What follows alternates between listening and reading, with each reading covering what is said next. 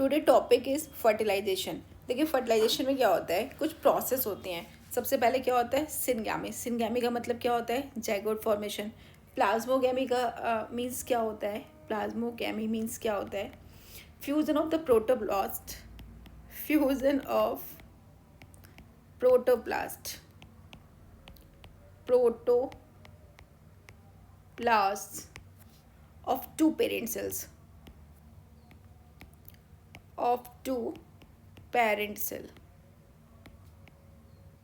ठीक है, मीन्स जैसे कि दो पेरेंट सेल का, मेल फीमेल का आपस में प्रोटोप्लास्ट फ्यूज जाता है। कैरियोगेमी मीन्स क्या होता है, प्रोसेस ऑफ फ्यूजिंग। क्या होता है, process of fusing two haploid nuclei, two haploid nuclei to a diploid nucleus, to a diploid nucleus। ठीक है, ये कैरियोगेमी हो गया। एम्फीमिक्सिया मीन्स क्या होता है, process of sexual reproduction where male and female gametes fuse to form the zygote.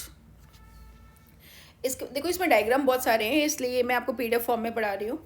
इसके बाद देखो क्या था कि male gamete and female gamete आपस में फ्यूज होते हैं। मेल गैमेट और फीमेल गैमेट, इनकी प्लाइडी क्या होती है, एन, और इसकी भी एन होती है। 23 क्रोमोसोम होते हैं। मेल में क्या होता है, 23 क्रोमोसोम होते हैं। ठीक है, इसमें और इसमें क्या होता है, फीमेल में 23 क्रोमोसोम एन। ठीक है, अब इससे क्या बन जाता है, जाइगोट। ये इसमें क्या है, 2n हो गया। सिनकैरियन, that is called सिनकैरियन। 46 chromosome, okay. 44 + XX ये क्या है, मेल, एंड 44 + XY क्या बन जाएगा, फीमेल। इसके बाद देखो होता कैसे है, ये है फर्टिलाइजेशन, ये है एम्पुला। ठीक है, यहाँ पे क्या होता है, यहाँ से स्पर्म जाना स्टार्ट हुए, ये देखिए इंसेमिनेशन हुआ, यहाँ से क्या हुआ, इंसेमिनेशन हुआ।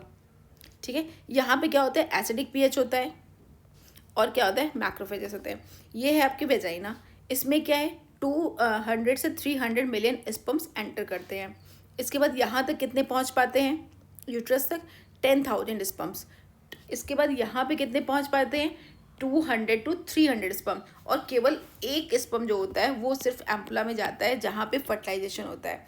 क्वेश्चन ये भी आता है कि फर्टिलाइजेशन की साइट क्या होती है, तो site of the fertilisation is ampulla. Okay, देखो इतनी सारी लड़ाई होती है, तो इसलिए हर इंसान जो होता है ना वो बहुत इंपॉर्टेंट होता है, स्पेशल होता है। Arrival of the sperm at ampulla कैसे जाता है, वेजाइना से पहले कहाँ पे जाता है, एम्पुला में। प्रोस्टाग्लैंडिन, एक दिन हम लोग पढ़ चुके हैं ना लास्ट वाली क्लास में। प्रोस्टाग्लैंडिन क्या होता है, लोकल हार्मोन होता है। ठीक है, और इसका काम क्या होता है, यूट्राइन कॉन्ट्रैक्शन में ये हेल्प करता है। तो prostaglandin in semen induces mild uterine contraction. उससे क्या होता है कि help in upward movement of sperm. Prostaglandin secrete होगा, तो यहाँ पे यूट्रस में क्या होगा, थोड़ा सा कॉन्ट्रैक्शन होगा, यहाँ पे थोड़ा सा कॉन्ट्रैक्शन होगा, जिसकी वजह से स्पर्म ऊपर साइड में चला जाएगा। ठीक है, इसके बाद क्या हो रहा है, देखो influx of calcium into sperm causes, उससे क्या होगा, विग्रस मोटिलिटी होगा। ये मैं आपको करके दिखाऊंगी कि ये पूरा डायग्राम बना के। स्पीड कितनी होती है, 1.5 to 3 mm/minute। वाइबिलिटी क्या होती है, 48 आवर्स to 72 आवर्स। ठीक है, इन फीमेल रिप्रोडक्टिव ट्रैक्ट में only 300 to 400 sperms finally reaches कहाँ पे होते हैं, एम्पुला में। इसके बाद बेटा अराइवल, ये सारी एनसीईआरटी की लाइन है। अराइवल ऑफ सेकेंडरी oocyte या ओवम एट एम्पुला में सिलेरी होता है, मतलब क्या होता है कि सीलिया प्रेजेंट होता है, एंड पेरिस्टाल्टिक मूवमेंट। अब तो आपके सिलेबस से हट गया है, पहले 11th क्लास में था ना डाइजेशन सिस्टम, तो उसमें बताते हैं पेरिस्टाल्टिक मूवमेंट क्या होता है, कि जैसे कि पहले क्या है, ये है, यहाँ पे क्या होगा, कॉन्ट्रैक्शन, तो कोई भी चीज़ नीचे आ जाएगी। फिर यहाँ क्या होगा, इस टाइम पे यहाँ पे क्या हो रहा होगा, रिलैक्सेशन, चीज़ यहाँ पे आ गई। ठीक है, फिर यहाँ पे कॉन्ट्रैक्शन हुआ, यहाँ रिलैक्सेशन हुआ। तो ये जो एक बार कॉन्ट्रैक्शन रिलैक्सेशन, कॉन्ट्रैक्शन रिलैक्सेशन, इसी को क्या बोलते हैं, peristaltic movement. Okay, what is peristaltic movement, contraction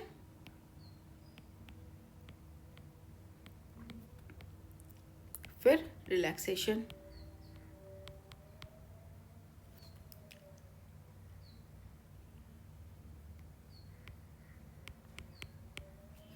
ठीक है। वाइबिलिटी क्या होती है, 24 आवर्स तक रहता है, ओवुलेशन के 24 आवर्स तक ठीक रहता है। फर्टिलाइजेशन के लिए चाहिए क्या, क्या होता है फर्टिलाइजेशन में, transportation of sperm and ovum at ampulla must be simultaneous, क्योंकि सबका एक लाइफ टाइम होता है।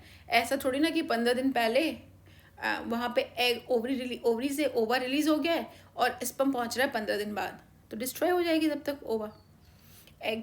और या फिर वही चीज़ है कि एग नहीं मिल पा रहा है, सिर्फ स्पर्म मिला हुआ है तो भी नहीं है। तो ये एनसीईआरटी की लाइनें याद रखेगा कि transportation of sperm and ovum at ampulla must be simultaneous, साथ में होने चाहिए। दैट्स वाई इसीलिए all copulations do not lead to fertilisation.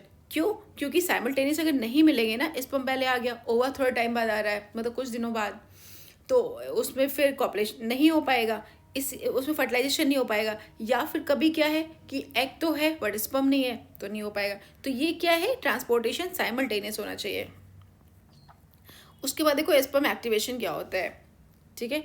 इसमें क्या होता है कि कैपेसिटेशन होता है, जिसमें से ये ग्लाइकोप्रोटीन्स हट जाते हैं, ये ग्लाइकोप्रोटीन लगे हुए हैं ना, ये हट जाते हैं, तो उसी को चेंज इन ग्लाइकोप्रोटीन, इसी को क्या बोलते हैं, कैपेसिटेशन। अकर्स कहाँ होता है, कहाँ होता है, पहली बात तो ये होता है फीमेल रिप्रोडक्टिव ट्रैक्ट में। Removal of cholesterol and proteins and glycoprotein from the plasma membrane, तो इससे क्या होता है, डी कैपेसिटर ऑफ स्पर्म हो जाता है, specially at the head part पे ग्लाइकोप्रोटीन हट जाती है। इससे होता क्या है कि एक्रोसोमल प्रोसेस ईज हो जाती है, rearrangement of glycoproteins in plasma membrane of sperm, इसी को बोलते हैं। या फिर और एक लाइन यूज करते हैं कि activation of sperm after ejaculation vaginal tract. D capacitor के बाद जब ग्लाइकोप्रोटीन्स का शेप चेंज हो जाता है तो फिर ये इजी हो जाती है एक्रोसोमल रिएक्शन के लिए। अब देखो एक्रोसोमल रिएक्शन होती क्या क्या है, नंबर ऑफ स्पर्म्स कितने होते हैं, 250 attach to the surface of egg, that process is called agglutination. Question पूछ सकते हैं व्हाट इज एग्लूटिनेशन, तो क्या होता है कि number of sperms attach to surface of the egg, that is called agglutination. Acrosome release hydrolysing enzyme, जिसको और क्या बोलते हैं, स्पर्म लाइसिन। 3 टाइप्स के होते हैं, देखो कौन कौन से हैं। ये क्या है स्पर्म, ये क्या है आपका एंटी फर्टिलाइजिन इन ग्लाइकोप्रोटीन में। अब देखो ओके, ये है एक्रोसोम से रिलीज हो रहा है, क्या हो रहा है, स्पर्म लाइसिन। क्या क्या है, hydrodase, corona penetrating enzyme and zona lysin. और ये है आपका एग, इसमें क्या क्या होता है देखो ओवा में। पहली बात तो ये यहाँ पे अरेस्टेड होता है मेटाफेज स्टेट में, ठीक है। इसके बाद ये है पैरावेटेलाइन मेम्ब्रेन है, ये स्पेस जो होता है वो पैरावेटेलाइन स्पेस होता है। अब ये चीज़ जो है आपकी, ये जो है फर्टिलाइजिंग प्रोटीन लगा हुआ है, ये जो ब्लू वाली है दैट इज जोना पैलिसिडा, ये जो है ये हाइलोनिक एसिड, और इसके साथ में ये है कोरोना रेडिएटा। जो 3 स्पर्म लाइसेंस रिलीज होते हैं, तो जैसे हाइड्रोडेज रिलीज होता है तो वो क्या करता है, हाइलोनिक एसिड को डिस्ट्रॉय कर देता है। कोरोना पेनिट्रेटिंग एंजाइम जो होता है वो कोरोना रेडिएटा को पेनिट्रेट करता है, और जो जोना लाइसिन होता है वो जोना पैलिसिडा को पेनिट्रेट करता है। ये तीनों लेयर को पेनिट्रेट करते हुए उसके बाद स्पर्म जाता है अंदर। उसके बाद कैसे रिएक्शन होते हैं मैं बताऊंगी अभी। ये जो सरफेस पे लगा हुआ है फर्टिलाइजिंग प्रोटीन, इससे ये किसके साथ अटैच हो जाता है, एंटी फर्टिलाइजिंग ग्लाइकोप्रोटीन के द्वारा ये अंदर चला जाता है। ओके बेटा, इसका ये स्ट्रक्चर भी आपको याद रखना है, ये कभी कभी क्वेश्चन पूछ लिया जाता है।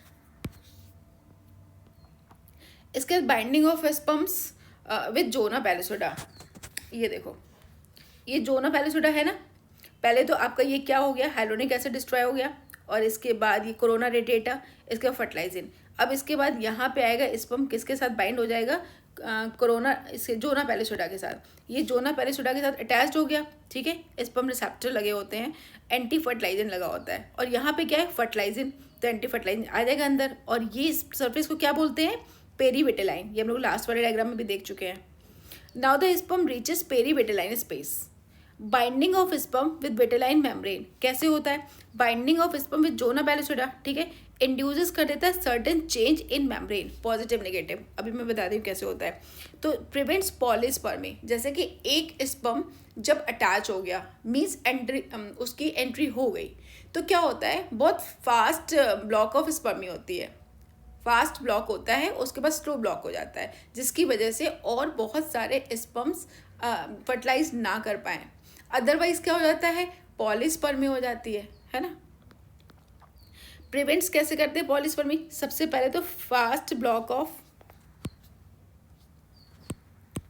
पीडीएफ के फॉर्म में पढ़ने में थोड़ा मज़ा तो कम आता है, ये बात तो सही है, लिख लिख के पढ़ने की बात ही अलग होती है। फास्ट ब्लॉक ऑफ पॉलीस्पर्मी, इसको क्या बोलते हैं? Depolarisation of plasma membrane. और उसके बाद क्या होता है? स्लो ब्लॉक ऑफ पॉलीस्पर्मी, ये स्लो होती है, इरिवर्सिबल होती है और ये परमानेंट होती है। ये क्या होती है? टेम्परेरी होती है, ठीक है।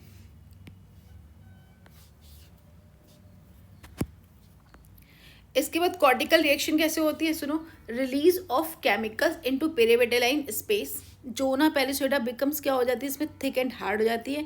और रिमूवल ऑफ स्पर्म रिसेप्टर, मतलब स्पर्म रिसेप्टर क्या हो जाता है? हट जाता है। अब जोना फास्ट ब्लॉक कैसे होती है? देखो, ये कौन सी मेम्ब्रेन है बेटा? जोना पैलिसोइडा वाली। ये क्या है? प्लाज्मा मेम्ब्रेन, ठीक है।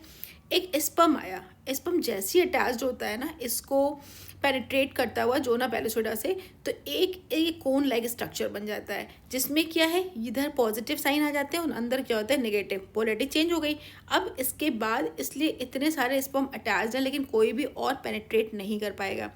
इसकी वजह से क्या होता है कि ये सोडियम ओपनिंग चैनल जो होते हैं वो ओपन हो जाते हैं, और ये ओपन हो जाते हैं तो जिसकी वजह से क्या होने लगता है कि इसका पोलराइजेशन चेंज हो जाता है। पोलराइजेशन चेंज हो जाता है तो इसी को क्या बोलते हैं?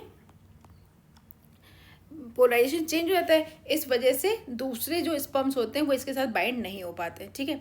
सेकेंड क्या है? Cortical reaction. कॉर्टिकल रिएक्शन में देखो क्या होता है, कॉर्टिकल रिएक्शन में क्या होता है? फास्ट ब्लॉक ऑफ स्पर्म होती है, ठीक है। इसमें क्या है कि जैसे एंटर किया, ठीक है, यहाँ पे क्या होता है? स्मूथ एंडोप्लाज्मिक रेटिकुलम इसका बाइंड हुआ, ये यहाँ पे क्या लगे हुए हैं? सोडियम चैनल, ठीक है। तो ये कैल्शियम चैनल भी लगे होते हैं, कैल्शियम चैनल ओपन हो गए, कैल्शियम बाहर आने लगा, कैल्शियम बाहर आ गया तो ये कहाँ पे चला गया? यहाँ पे कॉर्टिकल, यहाँ पे क्या हो गए? यहाँ से निकल के यहाँ पे कॉर्टिकल ग्रेन्यूल्स हो गए और ये स्टिमुलेशन करने लगे एपीसी, एनाफेज प्रोमोटिंग कॉम्प्लेक्स का, जिससे क्या होता है? ये एपीसी का काम क्या होता है? ब्रेक डाउन कर देगा एमपीसी को, ठीक है, मेटाफेज प्रोमोटिंग कॉम्प्लेक्स को, जिससे कि ये अलग हो जाएगा। सेकेंड पोलर बॉडी आपको मिल जाएगी यहाँ पे, और क्या हो जाएगा? प्रोन्यूक्लियस मिल जाएगा।